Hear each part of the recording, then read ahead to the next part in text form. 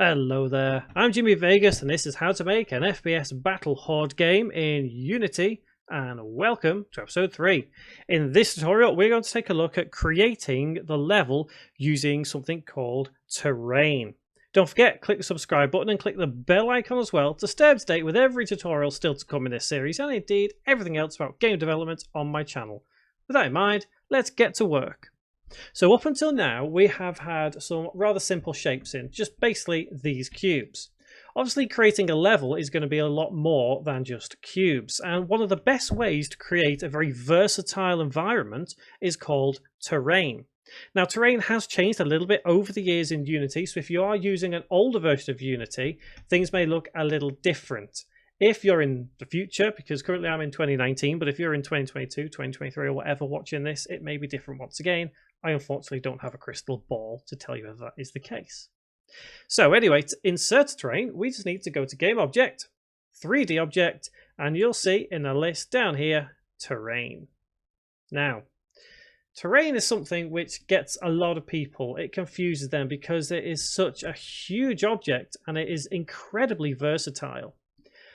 I actually do prefer the older way of modifying a terrain in Unity, but that doesn't mean to say that it isn't just as good in this version.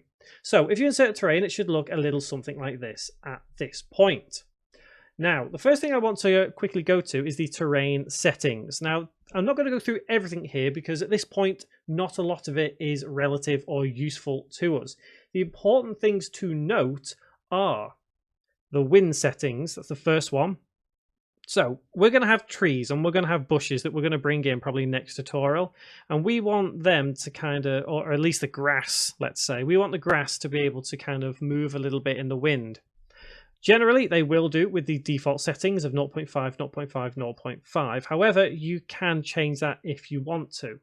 It doesn't matter whether you change it now or later on in development, but just be mindful that these do exist here and these only affect things like the grass. Obviously it's got grass tint there. The next thing I want to touch upon is the mesh resolution. The size, length and height are all important because it means that if you, let's say, build a terrain and then decide it's not big enough and stretch it, it doesn't just add terrain to the end, it stretches the whole terrain and distorts it. So just be mindful of how big you want your terrain to be this early on. I think 1000 by 1000 is probably going to be fairly decent. However, just be mindful that for bigger worlds, obviously, you're going to need to increase that size. And height as well. Obviously, the height is rather important. Another thing I would like to touch upon is detailed distance as well. Obviously, that means that you can see things further away. They don't just pop into the screen. I think at 80, they probably will start popping in, but this is something that we can change later on. Everything else for now we'll leave as is. Let's actually get designing this terrain. Let's start with actually texturing it with some grass texture. So we go to our little tool here, the paint tool, and you'll see just below it, it's got something called set height. We don't want that. We want to paint texture. So it's like a little drop down menu. So paint texture.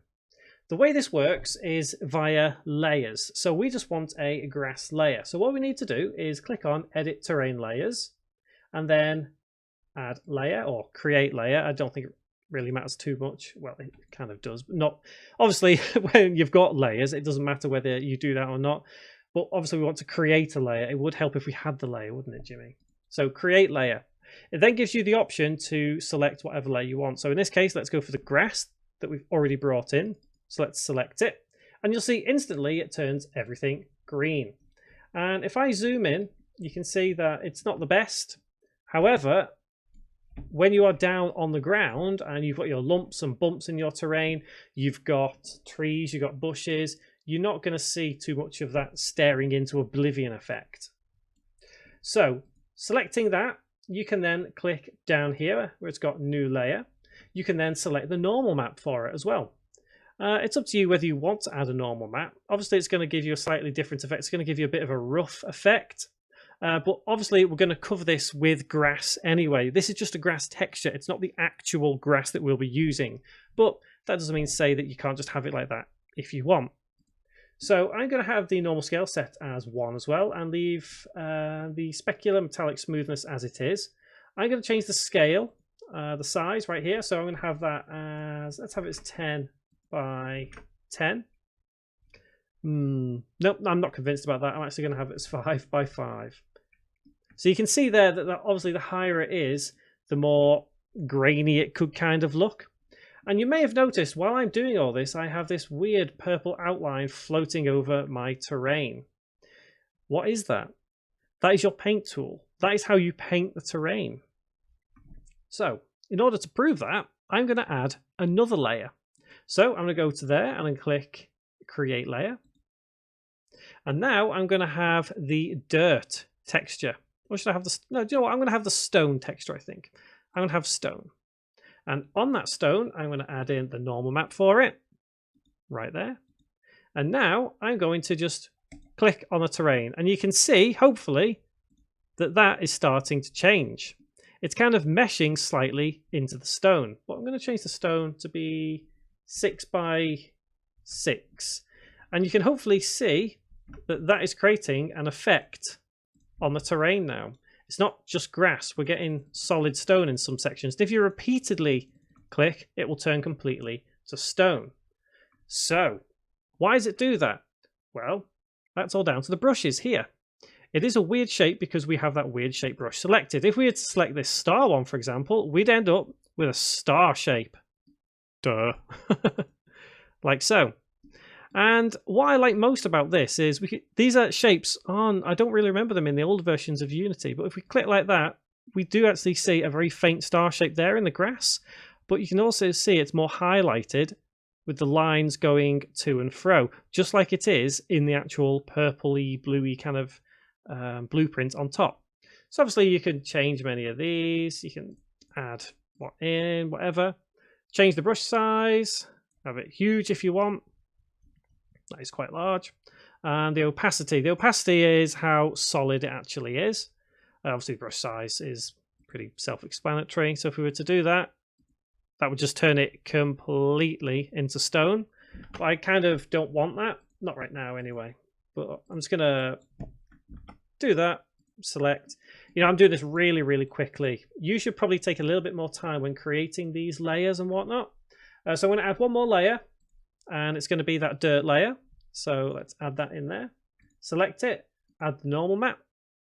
In fact, we'll just use the grass normal map for that one, just because it's not going to make too much of a difference.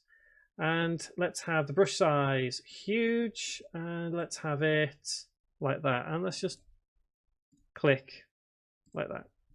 So it doesn't look absolutely fantastic right now, does it? Let's be honest. However, just keep in mind that we are only just starting with terrain. So what's next on the list? Well, if we go down, we've got raise or lower terrain. Now this obviously is self-explanatory, either raises or lowers sections of the terrain. So if I decrease the brush size, and then let's still have the opacity as 100, we can actually click sections of this and we should be able to see it raise up. So I did it then and we have a little bump there. However, I can keep doing it and then we have more bumps. That is how we can create things like hills, mountains, whatever else. And if I zoom in, when we eventually get there, we can see, yep, that's not too bad. So I'm quite happy with how that is looking. So let's actually create much more of a terrain look. Let's go with, should we go with our, let's go with that tool that we have selected and let's increase the brush size quite dramatically. And let's just click there. Like that,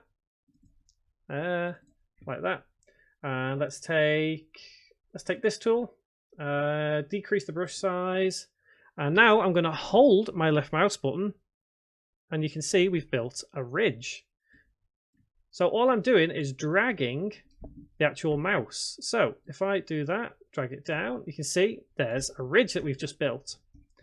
Now, one thing I do kind of get annoyed a little bit with when dealing with terrain is because it can be so large, it can become a little bit cumbersome to deal with when working around in the scene.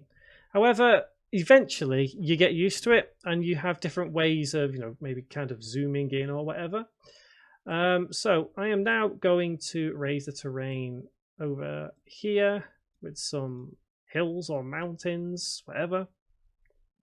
I guess it's up to you how you want to design it, and how your out of bounds sections or whatever else. I kind of don't want it to be too high here. So how do we lower that terrain? Well, I like to select the main brush tool right there, which is just a circular one. And you can see if you do that, it just raises it in certain motions.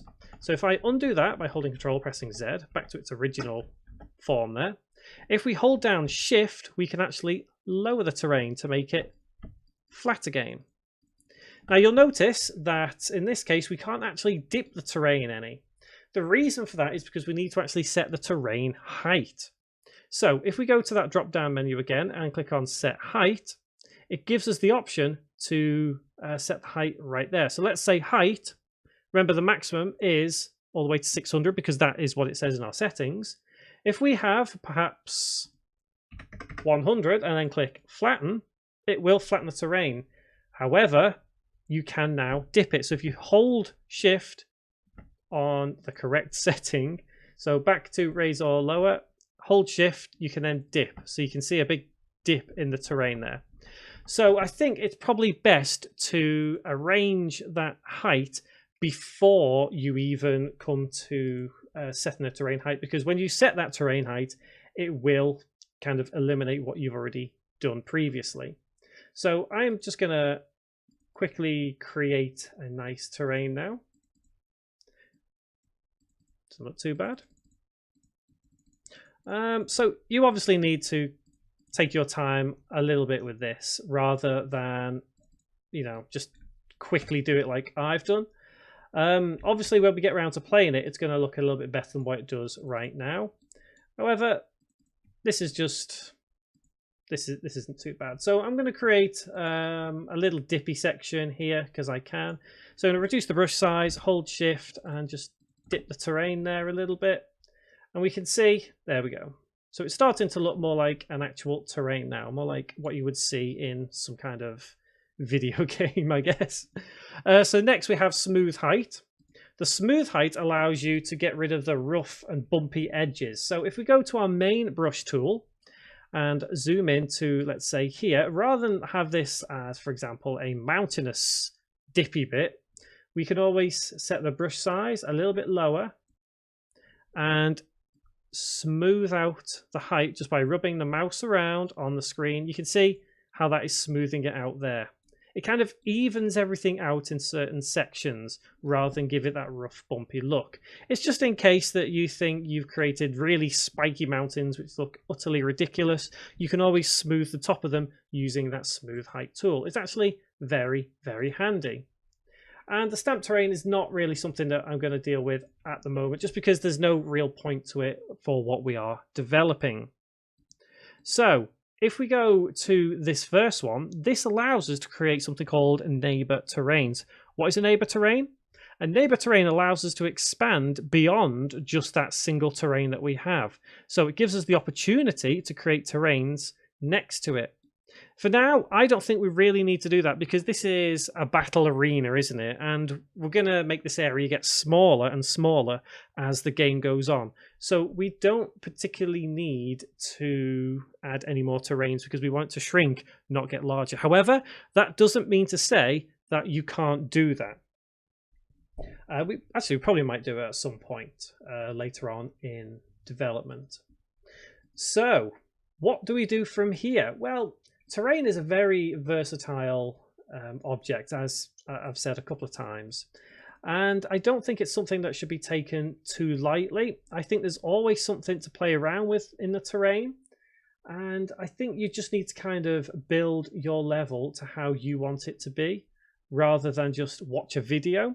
So I think you guys now need to take the time before the next tutorial to actually build a nice terrain with the textures, get it looking mountainy if you want it to be mountainy, get it looking, I don't know, anything really. You design a level just in the terrain like this. So remember, you can always go back to these sections and you can paint over wherever you want. So like paint it all dirt there, brown, whatever.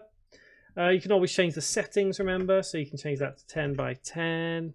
It looks a bit daft, so 2 by 2. You can always change the normal map on it to make it look really gritty. Just play around with it as much as you can. There's always something new to do with a terrain. You know, it's always a lot of fun to kind of work around with, and that does look a bit ridiculous, so let's put the normal scale as maybe 2. So next tutorial, what we're going to do is we are going to really bring our terrain to life. We're going to bring in some trees, we're going to bring in some bushes, so basically foliage, all that kind of stuff. We'll add some grass on there as well, and I think it's time to bring in our player, or at least the controller, so we can wander around the level and just make sure everything is as we see fit. So one more thing before we actually end. You'll notice at the bottom on the right hand side you have this baking. This will happen. It may slow down your engine a little bit, but don't worry. While it's doing that, it's just doing what it needs to do in the background while you carry on developing what you need to. So that is the basics of how we can develop a terrain. Next time, like I say, we're going to really make it come alive, and I think from next tutorial it's going to start looking more like an actual game rather than just messing around in Unity. So until that next tutorial, guys, thank you very much for watching.